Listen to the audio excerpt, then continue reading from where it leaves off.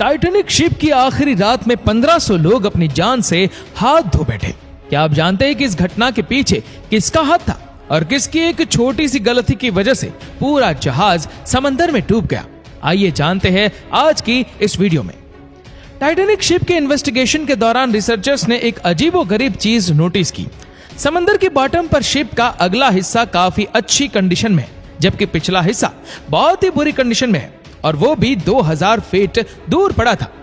बेशक 100 सालों तक समंदर की बॉटम में पड़े रहने पर लोहा और स्टील सड़ जाता है, लेकिन अगर ये दोनों एक ही शिप का हिस्सा थे और एक ही वक्त में डूबे थे, तो फिर अगले और पिछले हिस्से में इतना ज्यादा फर्क क्यों?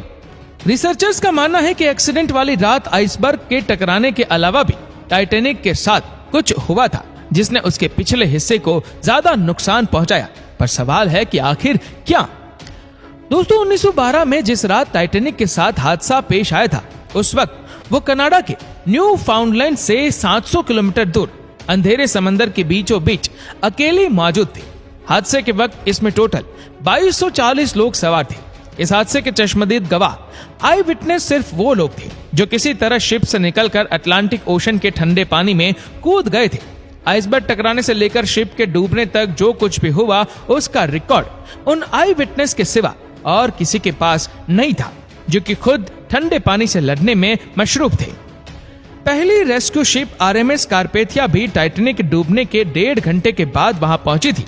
वो भी खुशकिस्मती थी कि उनको टाइटैनिक का इमरजेंसी मैसेज मिल गया, वरना जो लोग ठंडे पानी में जिंदगी और मौत की जंग लड़ रहे थे, उनकी जान भी नहीं बचती। और टाइटैनिक के हादसे के बारे में आज तक किसी को भी मालूम ना पड़ता। इन्वेस्टिगेशन के दौरान पहले तो किसी को भी मालूम नहीं था कि शिप के साथ हुआ क्या है, लेकिन फिर बचने वालों ने बताया कि शिप की एक आइसबर्ग से टक्कर हुई थी। इन बयानात को मौके पर मौजूद आइसबर्ग को देखकर कंफर्म भी किया गया, जिस पर टाइटैनिक का रेड पेंट अभी तक लगा हुआ था। हादसे के बाद आई विटनेस और एविडेंस को देखते हुए इन्वेस्टिगेशन रिपोर्ट में बताया गया कि टाइटैनिक के राइट साइड पे आइसबर्ग ने 300 फीट बड़ा सुराख छोड़ दिया था, यानी टाइटैनिक की पूरी साइड का 1/3 हिस्सा फट गया। और दूसरी तरफ आई विटनेस का कहना था कि शिप को डूबने में करीब 2.5 घंटे लगे थे। इन्वेस्टिगेटर्स का मानना है कि अगर आइसबर्ग ने वाकई टाइटैनिक पर 300 फीट बड़ा सुराख छोड़ा था, तो इसको 2.5 घंटे में नहीं बल्कि चंद मिनटों में ही डूब जाना था। पर सच्चाई क्या थी, ये उस वक्त किसी को भी मालूम ना पड़ सकी। सच्चाई जानने के लिए जरूरी था कि टाइटैनिक शिप को ढूंढा जाए। कई सालों तक टाइटैनिक की तलाश जारी रही और हर गुजरते साल यह मिस्ट्री और ज्यादा संगीन होती गई। आखिरकार 73 ईयर्स के बाद जब टाइटैनिक का मलबा मिला, तो यह मरीन इंडस्ट्री के लिए एक बहुत बड़ा ब्रेक थ्रू था। वो सारे सवाल जो टाइटैनिक अपने पीछे छोड़कर गई थी, उनके जवाब ढूंढने का वक्त आ चुका था। अटलांटिक ओशन की 4000 मीटर गहराई में पिछले कई सालों से टाइटैनिक का मलबा काले अंधेरे में मौजूद था। कई एक्सपेक्टेशंस अरेंज किए गए, जिन्होंने शिप ब्रेक की लातादाद फोटोज कैप्चर की। ओशन एक्सप्लोरर पॉल हेनरी नैरगोलेट ने 30 से ज्यादा मर्तबा टाइटैनिक के मलबे का दौरा किया है, लेकिन उन्होंने 300 फीट बड़ा सुराग एक बार भी नहीं देखा। अलबत्ता टाइटैनिक की इस प्रोफाइल फोटो में 30 फुट का ये एरिया जाहिर करता है कि यहाँ पर कोई चीज आकर लगी थी। इसका एरिया सिर्फ 11 स्क्वायर फीट है, और कैलकुलेशन के हिसाब से देखा जाए तो इसमें से 370 गैलन पानी हर सेकंड में टाइटैनिक के अंदर जमा हो सकता था। इसी स्पीड से पानी भरने का मतलब है कि पूरी शिप में पानी टोटल 2.5 घंटे में भरा होगा। और आई विटनेस के मुताबिक टाइटैनिक को डूबने में भी 2.5 घंटे ही लगे थे। यानी एक मिस्ट्री तो सॉल्व हो गई कि टाइटैनिक में 300 फीट बड़ा सुराख नहीं था, बल्कि सिर्फ 30 फीट बड़ा क्रैक पड़ा था। पर यह अकेली ही एक मिस्ट्री नहीं थी, अभी और भी काफी कुछ जानना बाकी था। टाइटैनिक शिप ब्रेक पर इन्वेस्टिगेशन के दौरान रिसर्चर्स को यह समझ नहीं आ रहा था कि शिप का अगला हिस्सा, जिसे बोव कहते हैं, वो इसके पिछले हिस्से यानी इस स्टेन से ज्यादा अच्छी हालत में कैसे पड़ा है, और इन दोनों के बीच इतना ज्यादा फासला क्यों है। इस मिस्ट्री को सुलझाने के लिए हाईटेक सोनार स्कैनिंग टेक्नोलॉजी का सहारा लिया गया। ROVS ने टाइटैनिक शिप ब्रेक साइट की लाखों फोटोज कैप्चर की और फिर उनको कंप्यूटर ग्राफिक्स की मदद से एक 3D मॉडल में कन्वर्ट किया। इस मॉडल में वह तमाम डिटेल्स भी थी जिनको नॉर्मली इस गहराई में कोई आम कैमरा या इंसानी आंख नहीं देख सकती। मॉडल में देखा जा सकता है कि 392 फीट लंबे स्टेन के तमाम टैग्स एक दूसरे के अंदर ऐसे घुसे हुए जैसे ये स्टील की नहीं बल्कि कागज की शिप हो।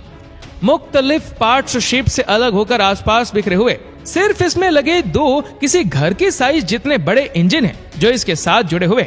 इसी मॉडल में एक और अहम इशारा भी छुपा हुआ है, वो इशारा जो इस टर्न की इस हालत के बारे में बता रहा है। 110 साल पहले स्टैन जब ओशन फ्लोर से आकर टकराया तो उसके निशानात आज तक यहाँ छपे हुए हैं, जिनको सिर्फ 3D मॉडल के जरिए ही देखा जा सकता है।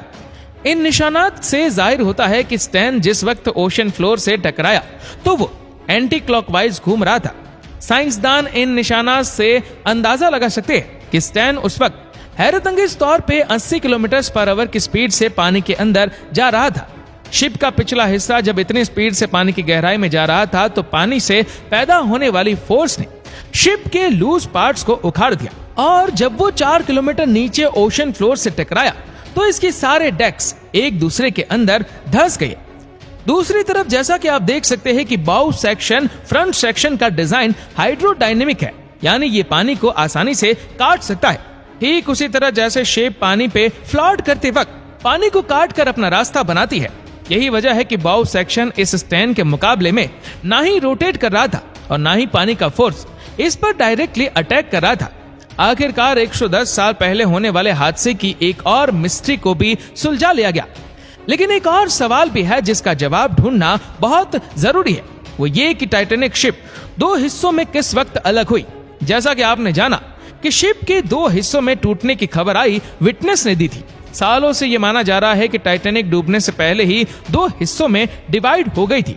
ये खबर काफी हद तक सच भी है, लेकिन ये पूरा सच नहीं है। जब बाउ सेक्शन में पानी भर गया तो वो पानी के अंदर चला गया, जिसकी वजह से स्टैन सेक्शन का पूरा वजन सेंटर पर पड़ रहा था। ये सेंटर पॉइंट इतना ज्यादा वजन बर्दाश्त ना कर सका और टूटकर 2 हिस्सों में डिवाइड हो गया। पर सोनार स्कैनिंग से बनाया गया 3D मॉडल कुछ अलग कहानी ही बता रहा है। जी हाँ, देखा जाए तो टाइटैनिक के अंदर मौजूद साजो सामान दूर दूर तक ओशन फ्लोर पे बिखरा हुआ है। इसमें coffee cup, dinner plates, deck benches और लोगों का पर्सनल सामान भी है। इसमें से 90% आइटम्स इस स्टैन सेक्शन के हैं। टोटल 10,000 से भी ज्यादा आइटम्स इस पूरे एरिया में फैले हुए, जो करीब 3.2 स्क्वायर किलोमीटर का एरिया है। अगर ये सेक्शन पानी के ऊपर ही बाउ सेक्शन से अलग हो जाता तो इसका मतलब है कि ओशन फ्लोर पर पहुंचते पहुंचते इसका मलबा 3.2 स्क्वायर किलोमीटर नहीं बल्कि इससे भी ज्यादा बड़े एरिया पर फैलता, जैसा कि आप इस एनिमेशन में भी देख सकते हैं। लिहाजा एक्सपर्ट्स का मानना है कि यह सेक्शन टूट तो पानी के ऊपर ही गया था, लेकिन ये बाउ सेक्शन से अलग ओशन फ्लोर के करीब आकर हुआ है और फिर रोटेट होता होता अपनी डायरेक्शन बदल गया और 2000 फीट दूर जा गिरा। आज आरएमएस टाइटैनिक की बॉडी पूरी तरह से रस्ट हो चुके हैं। साइंसदानों का मानना है कि ओशन की इस गहराई में ऑक्सीजन बहुत कम होता है, जिसकी वजह से रस्टिंग प्रोसेसेस भी बहुत स्लो होता है। लेकिन जंग के कुछ सैंपल्स को निकालकर जब टेस्ट किया गया तो मालूम पड़ा कि जंग बैक्टीरिया से रिलीज होने वाले ऑक्सीजन की वजह से लगा है। एक्सपर्ट्स का मानना है कि जिस तेजी से इस पे जंग लगता जा रहा है, आने वाले चंद सालों में टाइटैनिक के सारे फ्लोर्स एक दूसरे पर गिर जाएंगे और फिर ये अपनी असली शक्ल हमेशा हमेशा के लिए खो देगी। तो दोस्तों, आपको वीडियो कैसा लगा हमें नीचे कमेंट करके जरूर बताएगा, और इस वीडियो को आप अपने तक सीमित ना रखें, जितना हो सके इस वीडियो को शेयर करें फेसबुक पर, व्हाट्सएप पर, यूट्यूब पर, और ऐसे ही और भी इंटरेस्टिंग वीडियोस को फेसबुक पर देखने के लिए हमारे पेज को आज ही फॉलो करें। धन्यवाद।